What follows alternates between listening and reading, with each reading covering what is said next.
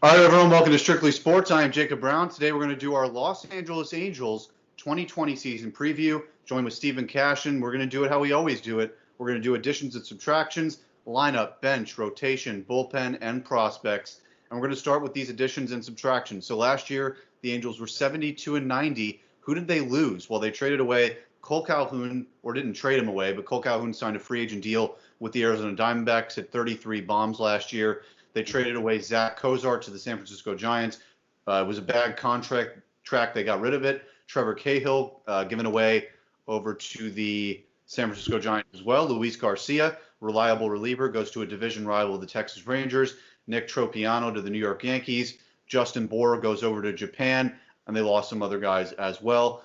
These are the guys they added, though, and this is where it was a really nice offseason. So they added Anthony Rendon, one of the best players in baseball, arguably the best third baseman in baseball, signed a 7-year, $245 million deal with the Angels in the offseason, defending World Series champ with the Nationals. They signed Julio Teheran to a free agent deal from the Atlanta Braves. Jason Castro, catcher from the Twins. They traded for Dylan Bundy, starting pitcher from the Orioles, and also a pitcher from the Arizona Diamondbacks, also a former Tampa Bay Ray, Matt Andriese. And then they also got some other guys on minor league deals as well, like Ryan Buchter, who will probably be an impactful guy in that bullpen. So let's look at this lineup. And you could have a bunch of different theoretical lineups, but this is mine. I have Tommy La Stella playing first base, leading off. Last year in 80 games, had a 351 WOBA with a 122 weighted run created plus and a 295 average with 16 homers. Mike Trout, this dude's unreal. Everyone knows it. That's going without saying. These are video game like numbers. 134 games, 45 bombs, 104 ribbies. I mean, you give him another 25 games, he might have, 55 home runs. It's crazy. On base of 438, a WOBA of 436, 180 weighted run created plus, and then he just added 27 doubles casually with 11 steals. Then you look at Anthony Rendon. He's almost right there with him. A 413 WOBA, 154 weighted run created plus, 34 bombs, 126 RBIs in 146 games. The dude's insane. So basically 2 MVPs back to back in that lineup. Then Shohei Ohtani, the DH, in 106 games in 2018, hit 18 home runs and 62 RBIs with a 352 WOBA. Then Justin Upton, he struggled a little bit in 2019, only played 63 games, so I'm going to rule that year out. In 2018, though, he had a pretty respectable year, 348 WOBA, 123 weighted run created plus with 30 bombs. Then Brian Goodwin in the 6 hole. This is a guy might not be starting by the end of the year because Joe Adell, number 6 MLB prospect, is sitting there on that bench. But right now, Brian Goodwin, above league average player with 17 bombs, is in that 6 hole. I have David Fletcher playing second base, hitting 7th. Andrelton Simmons in the 8 hole playing shortstop. And then Jason Castro in the 9 hole catching with Albert Pujols, 40 years old now, on the bench, a below league average player at this point in his career. So, Steven, you look at this lineup. You were just talking to me, Mike Trout, one of your favorite players to watch. What do you think about this Angels lineup and Mike Trout? It's a pretty solid lineup. You added obviously Anthony Rendon, huge addition to surround Mike Trout and Ohtani.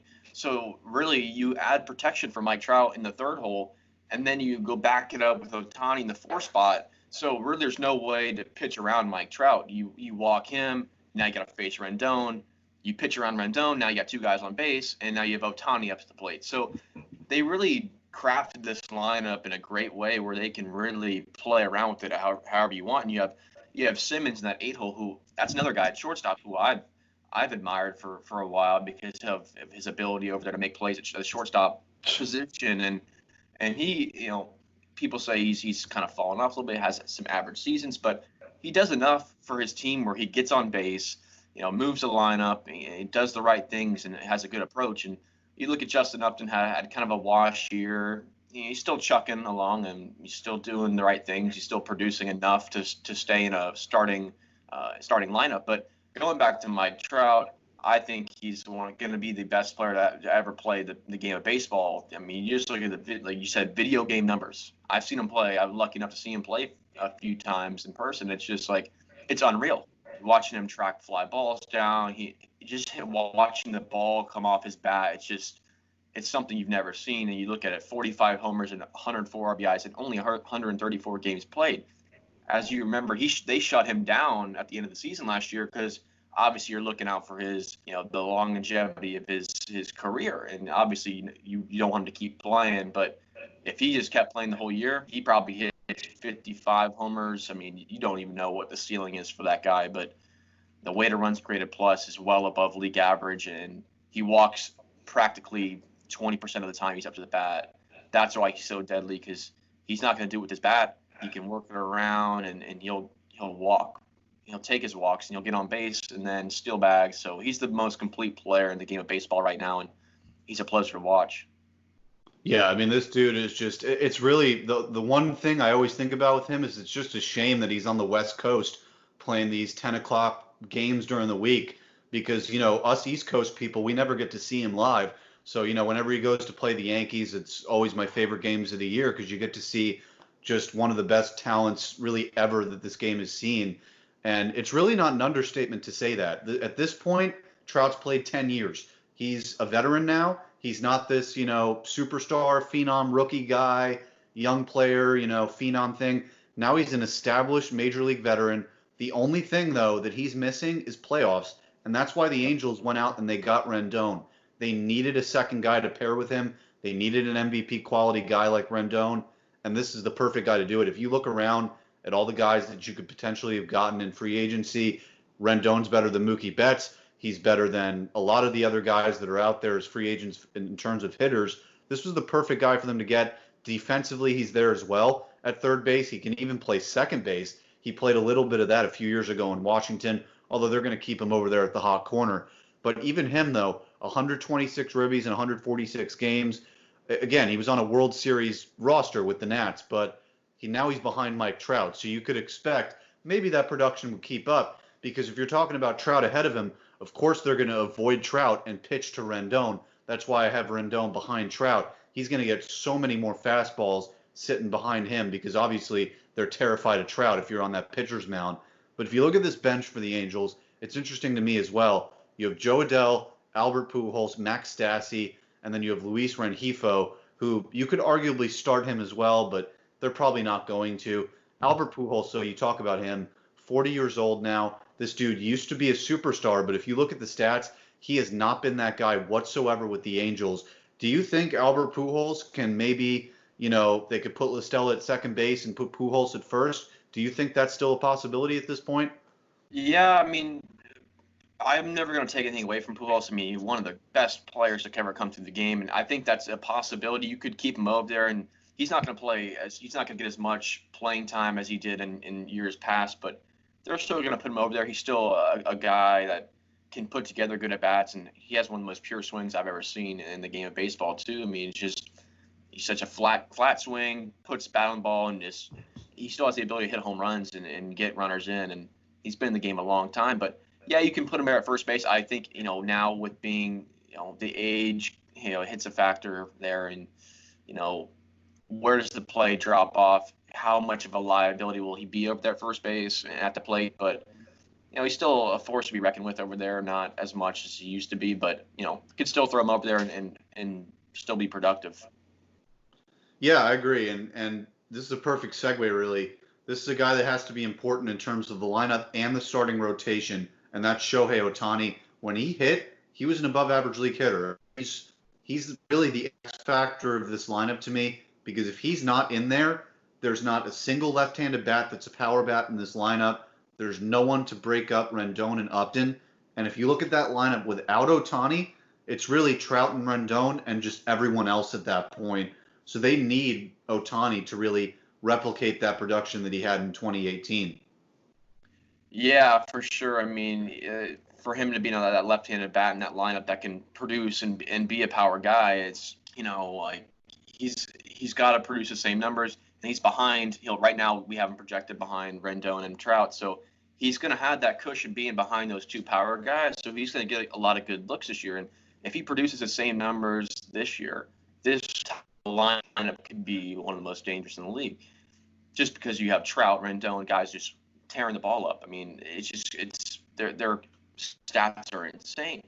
Ohtani produces, you have three solid guys that can go there. Then you just piece it around. You have Simmons, Fletcher, those guys get their numbers in shape, and they're looking at a really solid 1 through 9 lineup. For Ohtani, stay healthy. You can't preach it enough.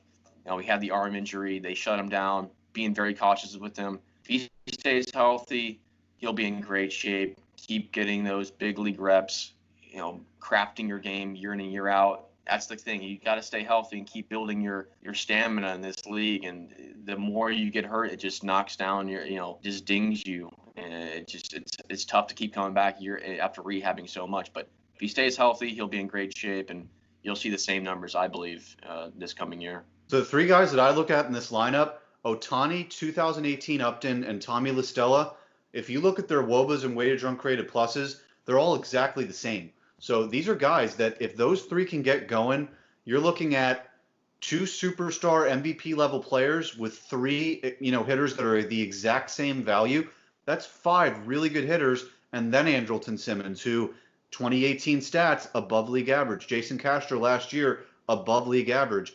Brian Goodwin above league average. Now you're looking at all 9 guys in this lineup. If they repeat what they've done in the past, like you said, this could be one of the most dangerous lineups in baseball. And then add into the fact that number 6 prospect Jo Adell might be on the way too. Yeah, for sure. I mean, like you can make a great argument for this team to be a playoff contender because of their lineup. And they did a nice job in bolstering that lineup in the offseason, putting guys in the right places. And I look at, like, if you're above league average, that's what you want in a major league spot. And if you're getting a spot in the starting rotation, whatever, starting lineup, that's what you look for. You want guys that are batting 250 and above. My benchmark is usually 270. If you're right around there, you're producing, your weighted runs created plus is above league average. That's all you want. You're just asking for production, keep the lineup moving, putting together great at bats, and that's what this team can produce. They can give that to guys. Every time the guy gets up, you're expecting a good at bat. No one's going to go out easy. So that's the advantage that this Angels team has, is their 1 through 9 is pretty solid. There's not too many holes in there. Maybe Justin Upton. We'll see how he pans out this year, but that would be, to me, really the only weakness of this lineup right now. Yeah, and we've talked about this offense now, and we talked about Ohtani. Well, let's talk about Ohtani as a starting pitcher, because this is the problem for the Angels. If they had a rotation, this team is a potential division winner and probably definite playoff team. But you look at the starting rotation, they need so much to go right. Right now, Shohei Ohtani, he threw 51 2/3 innings in 2018, didn't throw any innings last year. He was injured. And this year, they don't even know if he can pitch or not. If you don't have Ohtani at the top of this rotation's not good at all. You have Heaney as your number 1. Then you go to Teheran. 2, guys in other rotations, they're 2, 3, 4 starters. Dylan Bundy last year, really bad, an almost 5 ERA. Patrick Sandoval in the big leagues, really bad. These are guys that, if you don't have Ohtani at the top of that rotation, at the very least, giving you those 5 or 6 innings a night, this could be pretty rough for that rotation. Yeah, I put an asterisk next to Ohtani's name, going through the rotation, because you just don't know how they're going to use him, if they're going to use him in that rotation. He has great stuff. I was watching some of his clips the other night, and his fastball just gets on people, and he uses that elevated fastball to strike guys out, kind of like Garrett Cole, like stuff. And if they don't have him in that rotation at the 1 hole or 2 spot, like you said, you hit it around the head, you're going to have a whole lot of things go right for them. You look at Dylan Bundy, Patrick Sandoval, Canning, Teheran. Teheran is probably their best guy out of Ohtani, in my opinion. Yeah. His strikeouts per 9 are there, but you look at the walks per 9. Those are it's really at a 4.28. It's pretty high to be in a starting rotation in the league now. But you have some young guys. Griffin Canning, 23 years old, 1.7 ERA in 2018 in Double-A. So he's got good numbers. We'll see how it goes. He played 17 games in the majors. Like I said, everything's gonna have to go right for this lineup, this rotation. For them to win games, because this, like we said, offense can carry you only so far, and pitching wins you championships. It gets you to the playoffs, and they're going to really have to buckle down and improve some of these guys throughout the season if they want to be playing for a title and come October. Yeah, for sure. And that's what I mean. Like if Otani's at the top, you can kind of let those other things fall into place. You look at Heaney, he's not terrible. He had limited time in 2019, but in 2018, he had 118 innings with a FIP of 3.99. So he's not terrible, and he also struck out 9 per 9 in 18, 11.4 per 9 last year. Julio Teheran, reliable starter when he's healthy. Griffin Canning, you look at those stats. If they can carry over, then suddenly you have three or four guys in that rotation.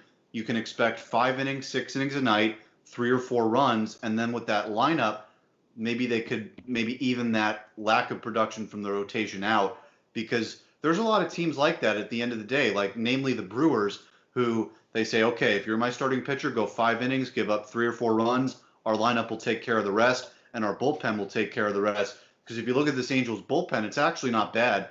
Hansel Robles, 2.48 ERA with in 72 and 2/3 innings last year. Buttery was pretty good. Middleton, Bedrosian, No Ramirez, Matt Andriese. So there's actually some guys in this bullpen that they can carry the load of this rotation every night, taking care of those final 5 or 6 innings a night. Yeah, this bullpen is I wouldn't say stacked, but they got enough guys to get the job done. You added Andriese to the backside of the bullpen, could be a potential bridge guy to help you out. ERA kind of high, but I liked his stuff in Tampa. Watching him, he's a guy who can really eat up some innings for you and kind of carry your pitching staff a little bit and kind of put a Band-Aid on it if guys need a rest some nights. But you got Robles, good ERA, strikeouts per 9, almost a 10. He doesn't really give up many long balls, under a 1. He's .74 homers per 9 and 23 saves. So you go down this list, and Middleton, limited time. He's still a decent arm in that bullpen. And you got Ramirez, Bedrosian. So you look at this, they could really bridge the gap for this rotation if some nights guys are only going 4, maybe 5 innings, complete a game. But it complements his starting rotation, can help him out.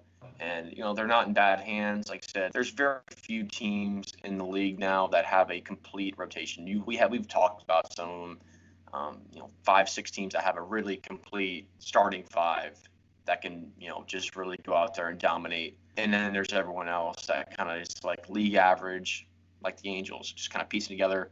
We're going to let the offense take the way, and we'll go from there. Yeah, and I also think this is a team that come trade deadline time, they're definitely going to find a starting pitcher somewhere. You just don't know where, and they have the pieces to deal those guys too. They have, and we'll get into the prospects now. They have number 79 prospect outfielder Brandon Marsh, who last year, 286, 7 homers, 45 RBIs, 367 OBP. So you look at that guy, that's pretty good. I mean, if you can get him in there as a trade piece, and you can get maybe a 3 or 4 starter to pair in there, that might be all they need. But talking about their farm system for a second, one thing that is mind-boggling to me, they don't have a single pitching prospect in their system other than their number 7 overall guy, and he hasn't even pitched past single A, and he hasn't even pitched since 2016. So the Angels have no pitching coming in their farm system at all, not in their top 10, not in the top 100 rankings in Major League Baseball, and none at the Major League level as well. That just mind boggles me. Yeah, it's kind of scary. You look at it, having no pitching in your farm system. For a guy that hasn't pitched in since 16, that's, to me, you're looking at where'd you go wrong? Where did these guys go? That's kind of scary because you need some help. You need that safety net for guys. Come September, when you expand your roster, you usually call guys up to be in your bullpen, your backside of your bullpen, to help you out and kind of, eat some innings up when guys are they've been taxed all year. So for me, that's very concerning. If you're an Angels fan, you have no guys big league ready. On the pitching side, you have Brandon Marsh, who, like I said, you could use as a trade piece and go out there and venture and get some guys. But this team last year, they finished 72 and 90. They made that playoff push towards the end, and they kind of ran out of steam because they had no pitching. So this is a team, like I said, will be big buyers, I think, come trade deadline time, trying to get some pitching into their 40-man roster and to try to help them get where they want to be. But for me, having no pitching in your farm system it's huge. It's a big kind of shake your head. You go, well, they really got to fix that come the next 2-3 years if you want to continue to pull free agents and have some a future potentially. Yeah, 100%. And what would you give them for an off-season grade? I give them B plus. They did a great job with getting Rendon. Very few teams, like I said, get an A grade. You've got to do a whole lot to earn that, and we've only seen a few teams that have done that this offseason. But getting Rendon and protecting Trout and adding some cushion in that 3, 4, 5 spot, you did a nice job in really kind of bolstering your production with the offensive side. You didn't do a whole lot on the pitching side, where I kind of give them a little knock. Could have done a little bit better getting maybe one more starter to help you out with the questions surrounding Ohtani, but they did a nice job and bolstering that production on the offensive side. So they did a B plus. And that's why I'm giving them a B minus, because they didn't add that additional starting pitcher. If they had added that, I would have had this team making the playoffs. It's just that's how close they are, because you're just asking me of too much to say, yeah, that rotation's definitely going to work and it's playoff worthy, because we don't know what Heaney is in a number one type of role. What is Griffin Canning year 2 in the big leagues? Dylan Bundy gave up so many home runs in Baltimore last year, ERA almost 5. Now the strikeouts are nice for Bundy, but who knows? Patrick Sandoval, 23 years old, but really struggled at AAA and the bigs last year. Julio Teheran, is he really a 2-starter or a 3-starter? So you're just asking me of too much, but if you had added that one additional starting pitcher, you knock everyone down a spot, I would have been like, yeah, this team can make the playoffs. I can see it. So I'm looking at them in this division. I'm putting them in third as of right now for me. They're a little bit better than Texas, although Texas's rotation is significantly better than the Angels. And that's tomorrow's pod, the Texas Rangers. So where would you have them in the division, Steven? I've got them in the third spot. I have them. I was reading some articles going back and forth. They could potentially be a wild card team. They are right there with. They could be there with Oakland if they get some more pitching. They straighten some things out. Just because they have Mike Trout, they have Rendon, so you can win games with offense. And if you just overpower teams in that aspect, but we'll come back to hurt them as pitching. So I have them in a third spot right now. Could be it's just those Texas and them are really neck and neck. Like I said, you're splitting hairs there a little bit, but I give them third place right now just because they have such a good offense that can really dominate night in and night out. Yeah, 100%. And I think that'll do it for this Angels pod. You can listen to this pod on a bunch of different platforms, on Apple Podcasts, Spotify, Google Podcasts, YouTube, and a lot more. We're going to be uploading our Texas Rangers pod tomorrow. We're going to have a ton of NFL draft stuff on the way with our mock drafts. We're going to have post-draft coverage, and FAU athletics pod soon, NBA, NHL stuff coming on the way. And you guys can listen to all that coming up in the next few weeks. And throughout the month of April, we're trying to keep people entertained through this sports hiatus. It's been pretty much torture without any games. I mean, right now there should have been major league games taking place, and they're just not happening. So it's pretty depressing, but at least talking about this stuff is keeping us going, and we're having a good time doing it. So for this edition of Strictly Sports, for Stephen Cash, and I'm Jacob Brown, and we'll see you next time.